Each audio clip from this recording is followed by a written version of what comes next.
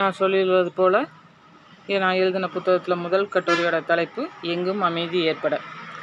தொடக்க காலத்தில் உலகம் வெறுமையாக இருந்துச்சு. எந்த சத்தமும் இல்லாமல் நிதர்சனமாக இருந்துச்சு.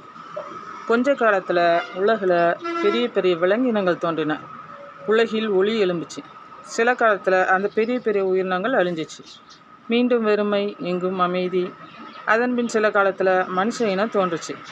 கற்கால மனுஷன் விலங்குகளை வேட்டையாடி வாழ்ந்தான். பழுவான கற்களை தூக்கி செல்ல விலங்குகளை பழக்கப்படுத்தினான். சக்கரங்களை கண்டுபிடிச்சான். ஓரிடத்துலேருந்து மற்றொரு இடத்திற்கு விரைந்து சென்றான். தன்னை மழை வெயிலிருந்து காத்துக்கொள்ள குகைகளிலும் மர பொந்துகளிலும் தன்னோட வாழிடத்தை அமைச்சிக்கிட்டான்.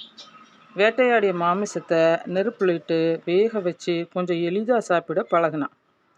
காடுகளில் விலங்குகள் தன்னை தாக்க வரும்போது விதவிதமான ஒளி அடையாளங்களை எழுப்பி சக மனுஷனை துணைக்கி அழைச்சிக்கிட்டான். ஆதி காலத்தில் வாழ்ந்த மனுஷனோட தேவைகள் என்னென்னா, அடிப்படை தேவைகளான உணவு, உடை, உறைவிடம் ஆகியன மட்டுமா இருந்துச்சு. வேட்டையாடினா, சாப்பிட்டான், வாழ்ந்தான், இந்த அளவிலேயே இருந்துச்சு. மனித கூட்டம் அதிகமாச்சு, கண்டுபிடிப்பு அதிகமாச்சு, மனுஷன் நடைமுறை வாழ்க்கை முன்னேற்றம் அடைஞ்சிச்சு. போக்குவரத்திற்கு விலங்குகளை வண்டியில் பூட்டி பயன்படுத்தினான். ஒருத்தருக்கு ஒருத்தர் வித்தியாசப்படுத்தி கொள்ள விரும்பினாங்க. நாகரிகம் மாற்றம் அடையுது. அப்புறம் முன்னேறிய மக்கள் கூட்டம் முதலில் ஒற்றுமையாக தான் வாழ்ந்துச்சு. ஒருவருக்கொருவர் காட்டிய அன்பும் அக்கறையும் ஈடு இணையற்றவை. மனுஷங்களை பெருசாக மதித்தாங்க. கஷ்டமோ சந்தோஷமோ அனைவரும் ஒன்று கூடி அதில் பங்கெடுத்தனர். வறுமையில் வாடி ஒருத்தர் இறந்தாருங்கிற பேச்சுக்கே அப்போ இடம் இல்லாமல் இருந்துச்சு. மனுஷங்கள் எந்த கள்ளமும் இல்லாமல் ஒருவருக்கொருவர் உண்மையாக பழகினாங்க. வீட்டில் ஒருவர் இறந்துட்டா அந்த வீட்டு மனிதருக்கு அனைவரும் ஆறுதலாக இருந்தனர். அவரது துக்கத்தில் பங்கெடுத்தனர். அப்போது அழுகையால் வரும் சப்தம் கூட ஆறுதலாக இருந்துச்சு. அதே போல் வீடுகளில் சந்தோஷமான காரியம், இப்போ திருமணம் வச்சாலோ அல்லது குழந்தை பிறந்தாலோ அந்த ஊரே சந்தோஷமாக கொண்டாடிச்சு. ஊரார் அனைவரும் ஒன்று கூடி அந்த வீட்டினரோட சந்தோஷத்தை பகிர்ந்து கொண்டாடினாங்க. ஒருவருக்கொருவர் உற்சாகமூட்டுறதும் வேடிக்கை செய்வதுமா ஆனந்தமாக பொழுது கழிஞ்சிச்சு. இன்னும் அடுத்து ஊர் திருவிழாக்கள்னா கேட்கவே வேண்டாம்.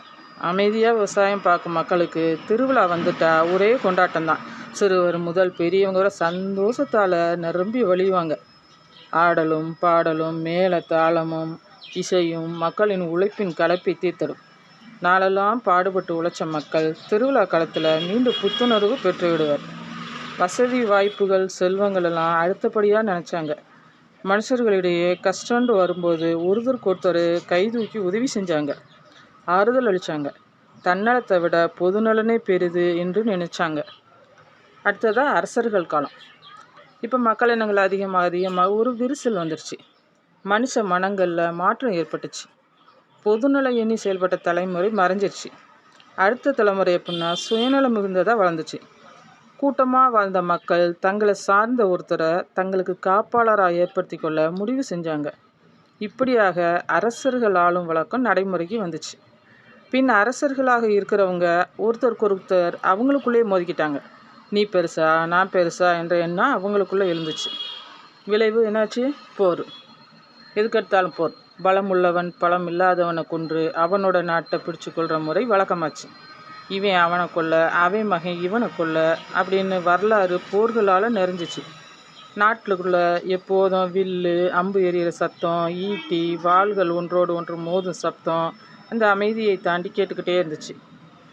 ஆனாலும் போர் இல்லாத காலத்தில் மக்களோட பொழுதுபோக்கு என்னன்னு கேட்டிங்கன்னா, கற்பாறைகளை செதுச்சு சிற்பங்களாக வடித்து சாதனையை செஞ்சுருக்காங்க.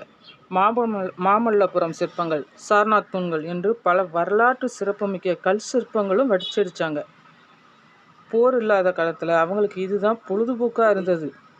மிகவும் சிறந்த வகையில் இருக்கிற சிற்பங்கள் எல்லாம் உண்டாக்குனாங்க. கல் சிற்பங்கள் அதெல்லாம் எப்படி செஞ்சாங்க, எந்த அளவுக்கு அவங்களோட தன்னைத்தானே ஒருத்து அதில் ஈடுபட்டாங்க அப்படிங்கிறப்ப ஆச்சரியமாக இருந்துச்சு. அவ்வளவு தூரம் அவங்க நினச்சிருந்தாங்கன்னா அந்த உலகத்தையே அவ்வளவு வளமையான பூமியாகவும் மாற்றிருக்கலாம்.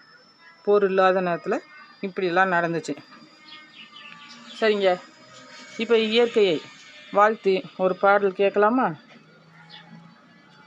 மலரும் வானிலவும் சிந்தும் மலையெல்லாம் முன்எழில் வண்ணமே, குழலும் யாழிசையும் கொஞ்சம் மொழியெல்லாம் உன் குரல் வண்ணமே. மலரும் வானிலவும் சிந்தும் மழையெல்லாம் உன் எழில் வண்ணமே. குழலும் யாழிசையும் கொஞ்சம் ஒளியெல்லாம் உன் குரல் வண்ணமே. மழையில்லாமல் வளமில்லை, ஒரு விதையில்லாமல் பயிரில்லை. மழையில்லாமல் வளமில்லை, ஒரு விதையில்லாமல் பயிரில்லை. உழைப்பில்லாமல் உலகில்லை, உன் உறவில்லாமல் நான் இல்லை. உழைப்பில்லாமல் உயர்வில்லை, உன் உறவில்லாமல் நான் இல்லை. மலரும் வானிலவும் சிந்தும் மழையெல்லாம் உன் எழில் வண்ணமே. குழலும் யாழிசையும் கொஞ்சம் ஒளியெல்லாம் உன் குரல் வண்ணமே. ஓகே, அடுத்த பகுதியில் கேட்கலாம்.